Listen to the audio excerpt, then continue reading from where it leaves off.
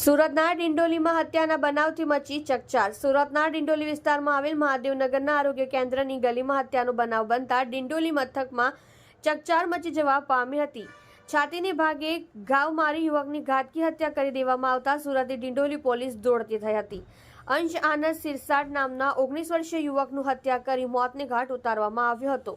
થોડા સમય પહેલા નશામુક્તિ કેન્દ્રથી અંશ આનંદ સિરસાટ ઘરે સારવાર લઈ પાછો આવ્યો હતો। સુરતની ડિંડોલી પોલીસ ઘટના સ્થળે પહોંચી સીસીટીવી કેમેરા ચેક કરી અને આ હત્યા થયેલ મામલે હત્યા કરનારા આરોપીઓને પકડવા ચક્રો ગતિમાન કર્યા છે। છેલ્લા 2 વર્ષથી બારડોલીમાં આવેલ નશામુક્તિ કેન્દ્રમાં હતો મૃતક અંશ આનંદ સિરસાટ। નાઇટ ચાર્જમાં હાજર સ્પેશિયલ બ્રાન્ચના એસીપી બીએ ચૌધરી સાહેબ હત્યા થયેલ ઘટના સ્થળ પર પહોંચ્યા।